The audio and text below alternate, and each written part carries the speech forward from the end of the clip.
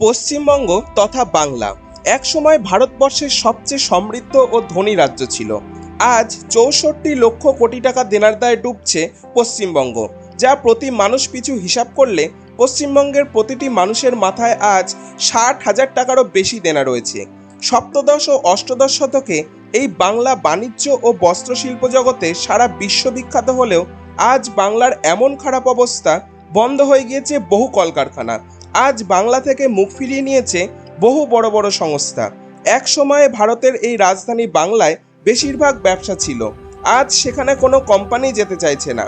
পশ্চিমবঙ্গের সাক্ষরতার হার ৭৬.২৬% হলেও বাংলার মানুষ আজ দরিদ্রের শিকার। চারিদিকে রাজনৈতিক অশান্তি, অত্যাধিক পরিমাণে ট্যাক্স ও বিন্দুমাত্র চাকরি না থাকার কারণে বাংলা ছাড়ছে বহু মানুষ। কিন্তু একটি বড় প্রশ্ন উঠে আসে, কেন এমন অবস্থা হলো এই বাংলার? কে বা কারা দায়ী এর জন্য? চলুন জেনে নিই আজকের পর্বে। দ্য সিটি অফ জয় নামে পরিচিত কলকাতা পশ্চিমবঙ্গের প্রাণকেন্দ্র। এখানের বিখ্যাত দুর্গাপুজো দেখতে দূর দূরান্ত থেকে ছুটে আসে বহু মানুষ। গঙ্গা ব্রহ্মপুত্রের উর্বর জমির তীরে অবস্থিত হওয়ার কারণে এই রাজ্যের কৃষি, বাণিজ্য ও বস্ত্রশিল্প একটা সময় সারা বিশ্ব বিখ্যাত ছিল। পঞ্চদশ শতাব্দীতে বাংলায় উৎপাদিত রেশম, সুতি ও হস্তশিল্পের জিনিসের জন্য সারা বিশ্ব এই বাংলাকে এক নামে চিনত। ঢাকার মসলিন সিল্ক, মালদা ও শান্তিপুরের তাঁতের বস্ত্রের জন্য বাংলা জগৎ বিখ্যাত ছিল। একদিকে বাণিজ্য করার জন্য সাগরের সুবিধা, অপরদিকে হিমালয়ের সুন্দর দৃশ্যে মোড়া এই বাংলা একসময় বাণিজ্য কেন্দ্র হিসেবে গড়ে উঠেছিল। পাল বংশের রাজত্বের পর ত্রয়োদশ শতাব্দী থেকে অষ্টাদশ শতাব্দীতে সমগ্র বাংলা মুঘল সাম্রাজ্যের অধীনে চলে আসে। সেই সময় এই রাজ্যটি সমগ্র ভারতীয় উপমহাদেশের সর্বোচ্চ অর্থ উপার্জনকারী রাজ্য ছিল। সমগ্র বিশ্ব জিডিপির 12% জিডিপি উৎপাদন হতো এই বাংলাতেই। বাণিজ্যের দিক থেকে অষ্টাদশ শতাব্দীতে বেঙ্গল সিল্ক, সুতি, লবণ, কাগজ, চিনি, আখ ও চা সহ বহু কৃষিজাত পণ্য প্রধান রপ্তানিকারক হিসেবে ব্যবহৃত হতো। সপ্তদশ শতাব্দীর গোড়া থেকে ব্রিটিশ কোম্পানি ভারতের এই বাংলায় এসে ব্যবসা শুরু করে এবং ধীরে ধীরে বাংলার ওপর নিয়ন্ত্রণ প্রতিষ্ঠা করতে থাকে। তারপর 1757 সালে পলাশির যুদ্ধ ও 1764 সালে বক্সারের যুদ্ধে ব্রিটিশরা জয়লাভ করে বাংলার দখল নেয়। এর পরবর্তী 200 বছর ব্রিটিশরা বাংলাকে শোষণ করে। তবে বলা বাহুল্য, সেই সময় বাংলার অভ্যন্তরের অবকাঠামো ও শিল্প দ্রুত বিকাশ লাভ করেছিল, কারণ সেই সময় বাংলা ছিল একটি প্রধান বাণিজ্য কেন্দ্র। বাংলায় সর্বাধিক সংখ্যক রেললাইন, রাস্তাঘাট, এমনকি বন্দর গড়ে উঠেছিল।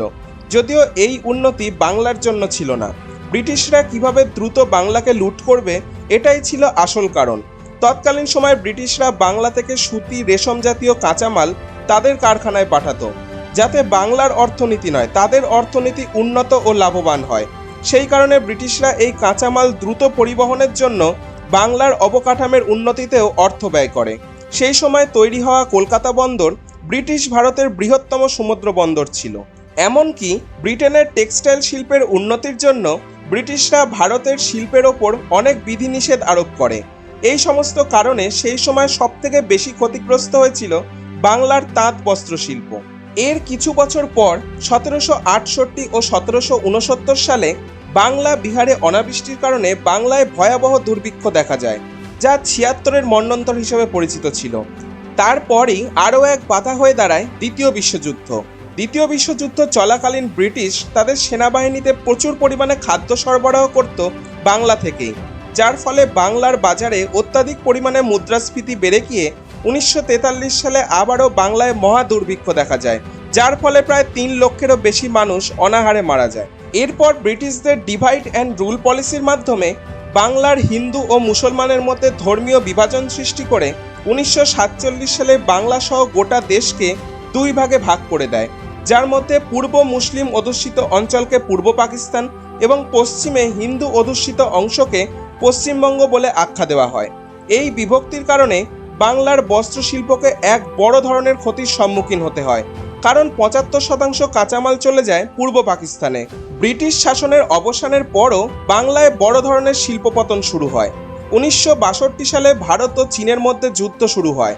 তার 3 বছর পর 1965 সালে ভারত ও পাকিস্তানের মধ্যে যুদ্ধ হয়। এই 2 যুদ্ধের ফলে ভারতের অর্থনীতি খুবই খারাপ অবস্থায় চলে যায় এবং সবথেকে বেশি ক্ষতিগ্রস্ত হয় বাংলার শিল্পগুলি। যুদ্ধের কারণে সেই সময় ভারত সরকারের অর্থের ঘাটতি দেখা যায়, ফলে সরকার এনডিসিএফ এ বিনিয়োগের পরিমাণ কমিয়ে দেয়।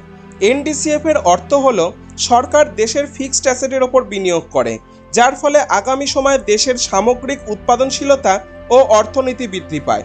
সাধারণত রাস্তা তৈরি, বাঁধ তৈরি, রেল লাইন বসানো, হাইওয়ে নির্মাণ করা, এই সমস্ত কিছু ছিল এনডিসিএফ এর আওতায়।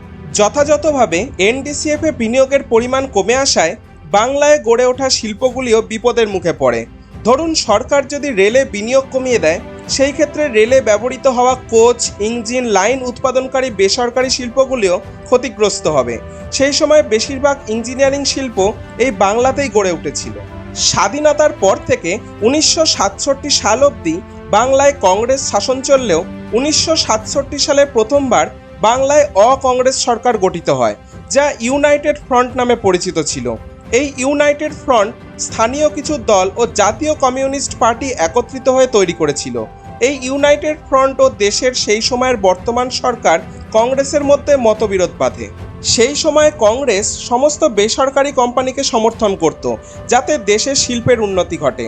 অপরদিকে এই দলের মতবাদ ভিন্ন হওয়ায় 1967 সালে প্রথমবার ক্ষমতায় আসার পর বাংলায় বেসরকারি শিল্পক্ষেত্রে সরকারি বিনিয়োগ হঠাৎই থমকে যায় এবং সমস্ত বেসরকারি শিল্প ক্ষতিগ্রস্ত হয়।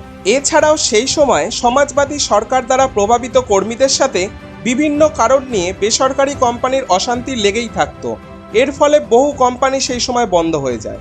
1965 সাল থেকে শুরু করে 1967 সাল পর্যন্ত এই 2 বছরে 4 বার রাষ্ট্রপতি শাসন ও 5 বার নির্বাচন অনুষ্ঠিত হয় বাংলায়। সেই সময় এই ধরনের রাজনৈতিক অস্থিরতার মধ্যে দেশের কেন্দ্র সরকার ফ্রেট ইকুইলাইজেশন পলিসি আনে, যেই পলিসির মাধ্যমে দেশের বেসরকারি কোম্পানিগুলি ভারতের যেই স্থানেই কোম্পানি স্থাপন করুক না কেন, সরকার তাদেরকে কাঁচামাল পরিবহনে সাবসিডি দেবে। সরকারের এই নীতির সবথেকে খারাপ প্রভাব পড়েছিল বাংলায়। সারা রাজ্যে এত অশান্তির পরিবেশের কারণে শিল্পের পরিবেশ নষ্ট হয়ে যায়। বহু বড় বড় কোম্পানি তাদের শিল্প অন্য রাজ্যে স্থানান্তরিত করে। ধীরে ধীরে অনেক শিল্প কমে আসতে থাকে বাংলায়। 1964-1965-তে বাংলার শিল্প বাজারের শেয়ার 19.7% হলেও 1975-1976-এ সেই শেয়ার 11.5%-এ নেমে আসে। 1977 সালে সিপিআইএম এর সরকার বাংলার ক্ষমতায় আসে। 1977 সাল থেকে 1991 সাল অবধি আস্তে আস্তে বাংলায় শিল্প বিরোধ ও রাজনৈতিক অশান্তি কমে এলেও সেই সময় এসে বাংলার শিল্প বন্ধের সংখ্যা বেড়ে যায়। অর্থাৎ বাংলার সেই সময়ে বর্তমান শিল্পপতিরা বাংলা ছেড়ে অন্য রাজ্যে শিল্প স্থাপন করতে উদ্যোগী হয়। কিন্তু কেন? যদি শিল্প বিরোধ কমেই আসে, তাহলে কোম্পানি বন্ধ হয়ে যাচ্ছে কেন?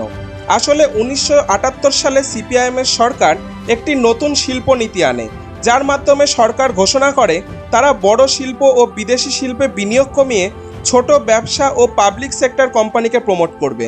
এই নীতি বড় শিল্পের উন্নতির দিকে আরও একটি বড় বাধা হয়ে দাঁড়ায়। বাংলা থেকে বড় বড় শিল্প অন্য রাজ্যে স্থানান্তরিত হওয়ার সাথে সাথে বাংলার বহু দক্ষ শ্রমিকরাও বাংলা ছেড়ে অন্য রাজ্যতে গিয়ে চাকরিতে যোগদান করে এবং বাংলায় থেকে যাওয়া কিছু শ্রমিক ছোট ছোট ব্যবসা শুরু করে। এইভাবে বাংলায় অনেক ছোট ছোট শিল্প তৈরি হওয়ার মাধ্যমে নতুন শিল্পের সংখ্যা বেড়ে গেলেও সামগ্রিকভাবে কর্মসংস্থান ও উৎপন্ন দ্রব্যের পরিমাণ অনেকটাই কমে আসে। যদিও সেই সময় অবধি বাংলার অ্যানুয়াল পার ক্যাপিটাল গ্রোথ ভারতের অ্যাভারেজ গ্রোথের থেকে অনেকটাই বেশি ছিল, অর্থাৎ সেই সময় পর্যন্ত বাংলার শিল্প অনেকটাই এগিয়ে ছিল। 1994-এ সিপিএম সরকার আরও একটি শিল্পনীতি চালু করে, যার মাধ্যমে সরকার তাদের ভুল বুঝতে পেরে আবারও বড় কোম্পানি ও বড় শিল্পে বিনিয়োগ করতে উদ্যোগী হয়। কিন্তু বাংলার বিগত ইতিহাস ও পর্যাপ্ত প্রশিক্ষণ কর্মীর অভাব দেখে কোনো বড় শিল্প কোম্পানি বাংলায় আসতে চায় না। এরপরও 2006 সালে টাটার মতো সংস্থা বাংলায় শিল্প স্থাপনের উদ্যোগী হয়। সেই মতো সরকারও 1000 একর জমি প্রদান করলে শুরু হয় সেই জমি নিয়ে স্থানীয় মানুষদের সঙ্গে বচসা। এইভাবে টাটা তাদের শিল্প বাংলা থেকে গুজরাটে স্থানান্তরিত করে এবং বাংলায় টাটার বানানো 1,500 কোটি টাকার প্রজেক্ট নষ্ট হয়ে যায়। হয়তো এই আন্দোলনের ফলে স্থানীয় মানুষরা সেই সময় যুদ্ধে জয়লাভ করলেও বাংলার শিল্প গড়ে ওঠার স্বপ্ন ভঙ্গ হয়ে যায়। না কোনো কোম্পানি এর আগে বাংলায় এতটা বিনিয়োগ করেছিল, না কোনো কোম্পানি ভবিষ্যতে করবে। এরপর 2011 সালে বাংলায় তৃণমূল সরকার ক্ষমতায় আসে এবং ক্ষুদ্র শিল্পকে উন্নত করার লক্ষ্যে সরকারি প্রচেষ্টা আনলেও তা সফল হয়নি, বরং তার পরবর্তী 13 বছরে এই অবস্থা আরও খারাপ হয়ে যায়। রাজ্যের দেনা বাড়তে থাকে। বলা বাহুল্য, এই রাজ্যের থেকেও অন্য কিছু রাজ্যে আরও বেশি দেনা থাকলেও সেই রাজ্যের শিল্প ও পার ক্যাপিটাল ইনকাম বেশি। ধীরে ধীরে রাজ্যে রাজনৈতিক অশান্তি বাড়ার সাথে সাথে দরিদ্রতাও অনেকটাই বেড়ে গিয়েছে। এইভাবে একটা সময় শিল্পের মাধ্যমে বিশ্ববিখ্যাত বাংলা আজকে এই অবস্থায় এসে দাঁড়িয়েছে। শিল্পের অবস্থা, নতুন চাকরি থেকে শুরু করে দরিদ্রতা ও রাজনৈতিক অশান্তিও অনেকটাই বেড়ে গিয়েছে আজকের দিনে। আজ এই পর্যন্ত। ভিডিওটি যদি ভালো লেগে থাকে তাহলে লাইক করুন এবং সাবস্ক্রাইব করুন চ্যানেলটিকে। দেখা হবে আগামী পর্বে।